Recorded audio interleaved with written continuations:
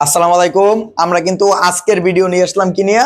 সূর্যের ভর। দেখো, আমরা কিন্তু সূর্যের ভর নিয়ে আসলাম। এই যে ভাইয়া, সূর্যের ভর। আর কোথায় পাবা? 6.8 অনুচ্ছেদের ভিতরে, সাজান তপন বইয়ের ভিতর থেকে। আচ্ছা, আমরা সূর্যের ভরটা কিভাবে বের করতে পারি? আর এটা কিন্তু সম্প্রসারিত কর্মকাণ্ড, তোমাদের বইতে কিন্তু দেখবা সম্প্রসারিত কর্মকাণ্ড আছে। আচ্ছা, এখন এটা হচ্ছে আমরা একটা সূর্য ধরলাম, আর এ হচ্ছে পৃথিবী বা অন্য কোনো গ্রহ। শুধু পৃথিবী ধরলে তুমি করবে না, যে কোনো একটা গ্রহ তুমি এখানে হলেই চলবে। এখন দেখো, কিন্তু ওই গ্রহের পর্যায়কাল জানতে হবে। যে গ্রহই তুমি ধরো না কেন, তার পর্যায়কাল জানতে হবে, এটা একটু মাথায় রাখতে হবে। ঠিক আছে? আচ্ছা, এখন এই পৃথিবী কিন্তু এই সূর্যকে কেন্দ্র করে এদিকে ঘুরতেছে। একটা দিকে হচ্ছে পৃথিবী সূর্যকে কেন্দ্র করে কি করতেছে ভাইয়া? ঘুরতেছে। তাহলে পৃথিবী যদি সূর্যকে কেন্দ্র করে ঘোরে, তাহলে তার একটা কেন্দ্রমুখী বল হবে। পৃথিবী যদি সূর্যকে কেন্দ্র করে যদি ঘুরতে থাকে, তাহলে তার একটা কি থাকবে? একটা কেন্দ্রমুখী একটা বল থাকবে। তাইলে আমরা এই বলটা কি লিখে দিলাম? এফ সমান এম আর ওমেগা স্কয়ার। এটা কি? ওই যে পৃথিবী কিন্তু আমি ধরছি, এটা যদি ঘোরে বা পৃথিবীর একটা গ্রহ, দেখো দুইটা গ্রহ, আমি দুটো গ্রহ ধরছি, এই একটা পৃথিবী আর অন্য একটা গ্রহ। আর পৃথিবীর ভর, এই পৃথিবীর ভরকে কি ধরছি? ছোট এম। আর এটা কিসের ভর ভাইয়া? সূর্যের ভর। এটা একটু খেয়াল করবা, সূর্যের ভরকে ধরছি কিন্তু আমরা এবার বড় এম ধরছি। তাহলে যাই হোক, তাহলে যেহেতু পৃথিবী এভাবে ঘুরতেছে, তাহলে এই ভরটা কার ভর হবে? কার ভর হবে? পৃথিবীর ভর। ঠিক আছে? ভর হইলো পৃথিবীর ভর, আর আর হইলো তাদের মধ্যবর্তী দূরত্ব। আর ওমেগা তো কৌণিক বেগ, যেহেতু বৃত্তাকার পথে ঘুরতেছে, কৌণিক বেগ আমরা সকলে জানি। এখন দেখো, এই যে কেন্দ্রমুখী বল, এই কেন্দ্রমুখী বল আর কিন্তু মানে মহাকর্ষীয় যে বল থাকবে, এই দুইটা কিন্তু সমান থাকবে। ঠিক আছে? তাহলে মহাকর্ষীয় বলের আমরা সূত্র কি জানি? সূত্র কিন্তু G M M by R square. মানে জি তো মহাকর্ষীয় ধ্রুবক, আর এম হচ্ছে সূর্যের ভর, আর এম হচ্ছে পৃথিবীর ভর। মানে আর মধ্যবর্তী দূরত্ব আর স্কয়ার। মহাকর্ষীয় বলের কথা মনে আছে না? কি, যে দুইটা বস্তুর মধ্যবর্তী আকর্ষণ বল বস্তুদ্বয়ের ভরের গুণফলের সমানুপাতিক, মধ্যবর্তী দূরত্বের বর্গের ব্যস্তানুপাতিক। তাহলে এখানে কি থাকবে দেখো, এই এম আর ওমেগা স্কয়ার। এখন আমরা যদি দেখি, এখানে একটা কাজ করি, দেখো তো উভয় পক্ষ থেকে এম এম কাটা যায়। এই এম এম কিন্তু ভাইয়া উভয় পক্ষ থেকে কিন্তু এই এম এম কাটা গেল, এই এম কাটা গেল। আর এই আর স্কয়ার আর এই আর আর কে এপাশে পাঠাই দেবো, তাই এপাশে আছে ভাগাকারে, এপাশে আসলে গুণ হবে। এপাশে আছে কি ভাগ, এপাশে আসলে গুণ হবে। তাই গুণ হইলে এই আর এই আর স্কয়ার মিললে আর কিউব হবে। তাহলে এখানে কি দাঁড়াইলো? জি এম সমান আর কিউব ওমেগা স্কয়ার। এভাবে দাঁড়াইলো না? এভাবে কিন্তু দাঁড়াইলো। এখন দেখো, তাহলে আমি জি কে এপাশে পাঠাই দিই। তাহলে এম সমান আমার কাছে কি রইলো? দেখো, আমার কাছে এম সমান কিন্তু রইলো গিয়া আর কিউব ওমেগা স্কয়ার, আর এপাশে রইলো জি। এই কিন্তু কিন্তু এখন এক জায়গায় আমরা কিন্তু আর একটা সূত্র জানি। দেখো, এই যে ওমেগা, ওমেগা সমান আমরা কি জানি? 2 পাই/টি। এই টি কি? পর্যায়কাল। এই যে পর্যায়কাল, আমি কিন্তু বলছিলাম তোমাদের যে যদি আমরা দুইটা পৃথিবীর সূর্যের ভর যদি আমরা বের করতে যাই, তাহলে যে গ্রহকে নিয়ে আলোচনা করব ওই গ্রহের পর্যায়কাল জানতে হবে। যেহেতু আমরা পৃথিবীর পর্যায়কালটা জানি, পৃথিবীর পর্যায়কাল। এখন দেখো, এখানে যদি আমি সূত্রটা যদি একটু ভাঙাই, তাহলে আমরা কি পাই? এম সমান এই আর কিউব, এরপরে ওমেগা সমান কি বসাইতে পারি? 2 পাই/টি। তাহলে 2 পাই/টি এর উপর তো হোল স্কয়ার হইবে। তাহলে এখানে দেখো, আমরা পাইলাম হচ্ছে গিয়া 2 পাই/টি, এটার উপরে কিন্তু আমরা হোল স্কয়ার দিয়ে দিলাম, আর এই দিলাম জি। এখন দেখো, তোমার কাছে কি রইলো এই জায়গাটা থেকে? তাহলে এম সমান, হ্যাঁ, তাহলে এম সমান কি থাকে? আর কিউব।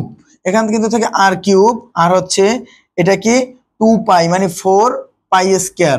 আর যে দেখো, এই যে টি স্কয়ার, তাই এটাকে যদি তুমি ভাগের, এটা তো ভাগাকারে হবে নাকি? ভাগের কাজ যদি তুমি গুণ দিয়ে উল্টাও, তাহলে এই টিটা কোথায় চলে আসবে? নিচে চলে আসবে। তাহলে আমরা এখানে কি লিখতে পারি? জি, আর লিখতে পারি কিন্তু টি। ঠিক আছে? আমরা কিন্তু এভাবে লিখতে পারি, কি লিখতে পারি? জি আর কিন্তু টি লিখতে পারি। তো যাই হোক, দেখো, আর এই টির উপর কিন্তু স্কয়ার আছে ভাইয়া, এই স্কয়ার। যেহেতু এই স্কয়ারটা কার? এই স্কয়ারটা কার? এই 2 এর উপর স্কয়ার করছি পর 4, পাই এর উপর স্কয়ার করছি পর পাই স্কয়ার, আর এই টির উপর স্কয়ার করছি পর এই টি স্কয়ার। আশা করি এতটুকু বোঝা গেছে নাকি?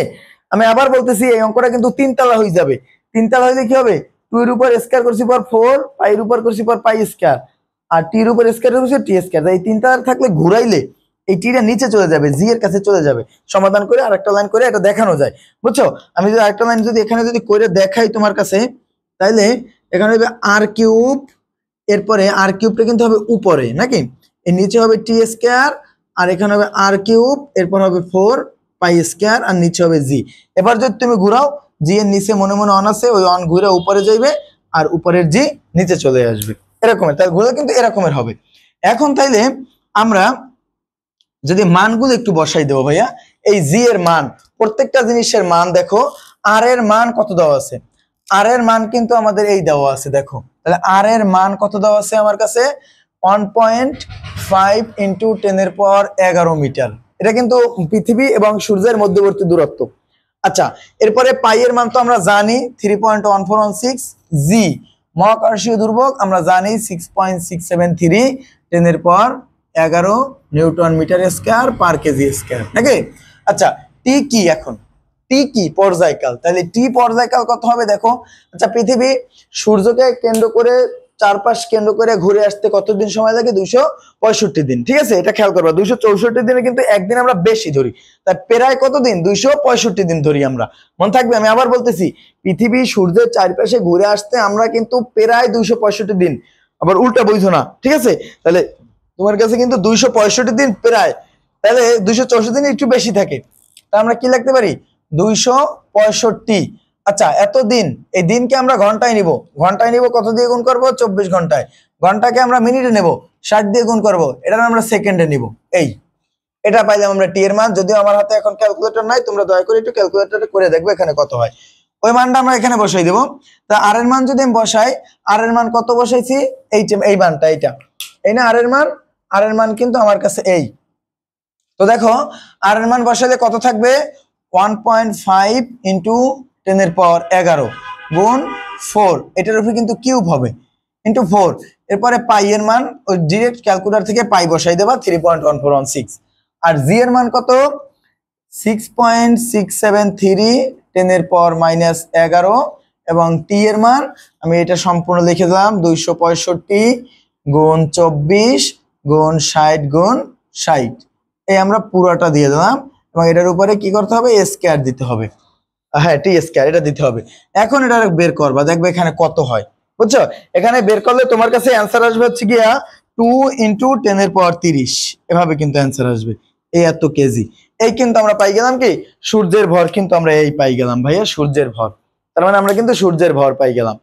মন থাকবে, এভাবে কিন্তু তোমরা চাইলে সূর্যের ভর অন্য পৃথিবী ছাড়া অন্য কোনো গ্রহ দিয়েও কিন্তু বের করতে পারবা, কোনো সমস্যা নাই, ঠিক আছে? তো আজকে এতটুকুই থাকবে, সবাইকে নেক্সট ক্লাসে আবার সবার সাথে দেখা হবে। ধন্যবাদ, আল্লাহ হাফেজ সবাইকে।